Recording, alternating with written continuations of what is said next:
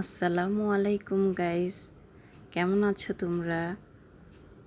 আলহামদুলিল্লাহ, আমি এবং আমার বাচ্চারা ভালো আছি। আজকে নিয়ে আসলাম নতুন আরেকটি ব্লগ নিয়ে। সকালে আমার দুই বাচ্চা ঘুমাচ্ছে। সবচেয়ে সুন্দর দৃশ্য হচ্ছে মনে হয় বাচ্চাদের ঘুমন্ত চেহারা। মাশাআল্লাহ, দেখতে যে কি মিষ্টি লাগে বাচ্চাদের চেহারা। ওরা ঘুমাচ্ছে। এখনই ওদেরকে ডেকে তুলে ফেলবো, নাস্তা করতে হবে, পড়তে বসতে হবে।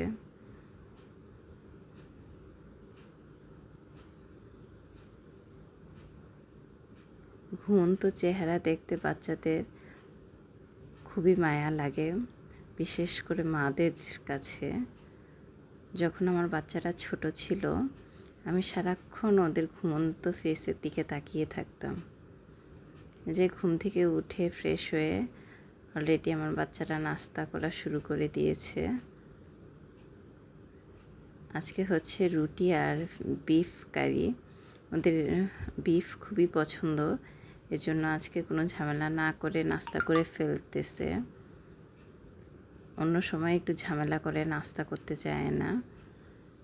সকালে ওদের পছন্দের আইটেম থাকতে হয়, তাহলে নাস্তা করতে গিয়ে আর কোনো ঝামেলা করে না।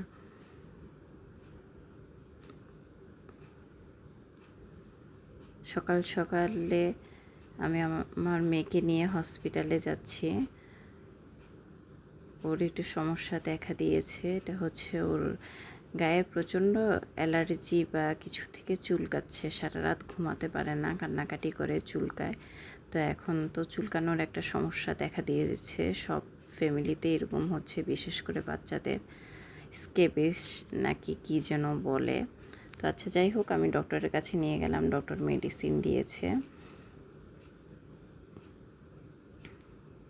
বাসায় এসে ওরা রিল্যাক্স টাইম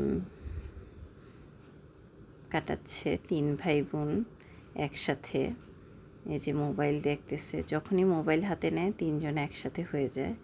এখন হচ্ছে সন্ধ্যা, আমি করলা ভাজি করছি। আমার করলা ভাজিটা খুবই ভালো হয়, এই জন্য রান্নাটা তোমাদের সাথে শেয়ার করছি। যে প্রথমে তেল দিয়ে কড়াইতে রসুন, তারপর পেঁয়াজ, মরিচ ভালো করে ভেজে এর মধ্যে করলাগুলো দিয়ে দিতে হবে। করলার উপর লবণ দিয়ে ঢেকে দিব। ঢাকার 5-6 মিনিট পরে এসে একটু উল্টে পাল্টিয়ে দিব। এরকম 2-1 বার করলেই করলা ভাজিটা হয়ে যাবে। করলা কখনো বেশি হচ্ছে ঘাটতে হয় না। বারবার নাড়াচাড়া করলে করলা তিতা হয়ে যায়, খেতে ভালো লাগে না। এই যে মাশাআল্লাহ, আমার করলা ভাজিটা দেখতে কি সুন্দর হয়েছে। আমার করলা ভাজি যারাই খায় সবাই পছন্দ করে, এত টেস্টি হয়। মানে করলা তো কিছুটা তিতা থাকে, কিন্তু যারা করলা ভাজি পছন্দ করে আমার ভাজিটা খুবই পছন্দ করে। একটা করলাও মানে একদম নরম হয়ে যাওয়া বা কিছু হয় না। এই যে বাটিতে সার্ভ করলাম, দেখতে খুবই সুন্দর হয়েছে। আমার করলাগুলো একদম আস্ত আস্ত থাকে এবং কালারটা একদম সুন্দর থাকে, খুবই সুন্দর থাকে। যে রিয়েল কালারটা ওরকম থাকে। এই যে স্পেশাল মোমেন্ট চলে আসলো। আজকে হচ্ছে আমার বাচ্চাদের জন্য সারপ্রাইজ গিফট চলে আসছে।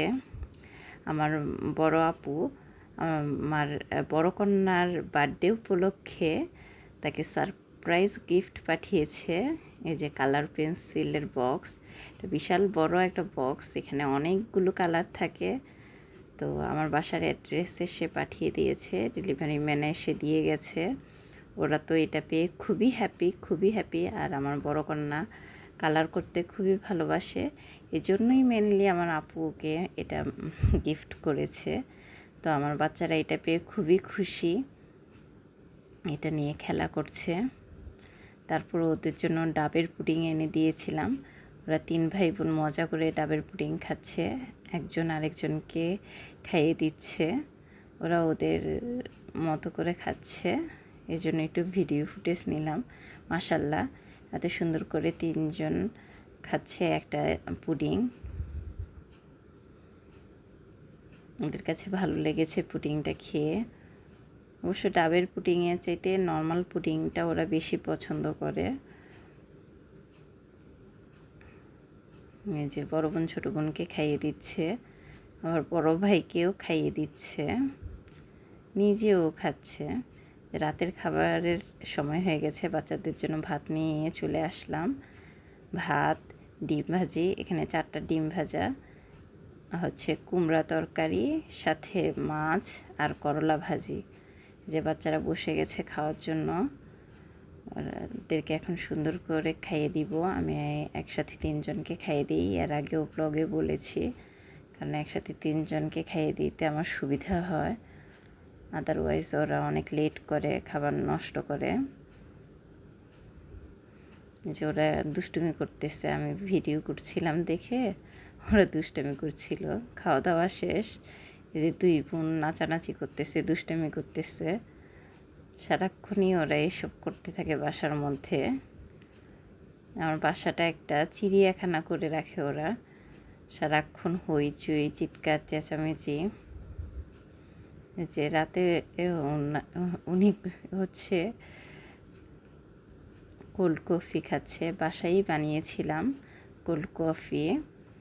আমার মেয়ে খুব মজা করে খাচ্ছে, 2 কন্যা খাচ্ছে, ছেলেও খেয়েছে, আগে মেয়েরা খাচ্ছে। আমার বাচ্চারা কোল্ড কফি খেতে খুব পছন্দ করে, মোটামুটি প্রতিদিনই বাসায় কোল্ড কফি বানানো হয়। যে ঘুমানোর জন্য মশারি টানিয়ে ফেলেছি, তারপরও ওরা এখন উঠে এসে কোল্ড কফি খাচ্ছে।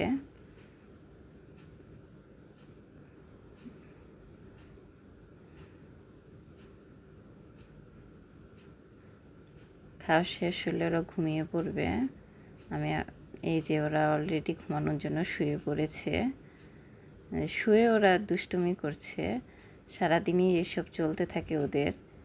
অবশ্যই মোটামুটি কাছাকাছি বয়সের ভাই বোন হলে যেটা হয় আর কি, এটা একটা দিক দিয়ে ভালো, ওরা ওদের শৈশবটা খুব এনজয় করছে।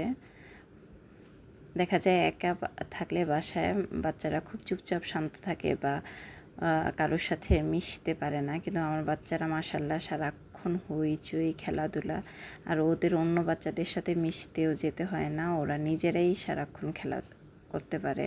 যেহেতু ওরা 3জন ভাই বোন কাছাকাছি বয়সের, সারাক্ষণই ওরা নিজেরা খেলা করে।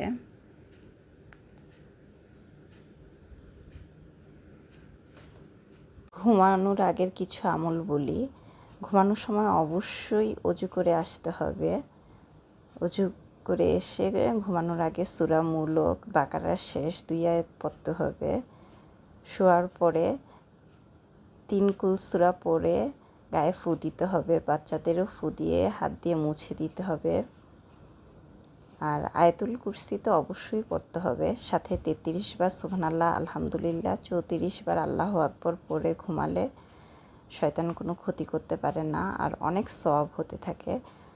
আলহামদুলিল্লাহ, আমি রেগুলার এই আমলটা করি, আপনারাও করবেন, নিজেদেরকে পবিত্র রাখবেন। সবাই ভালো থাকবে।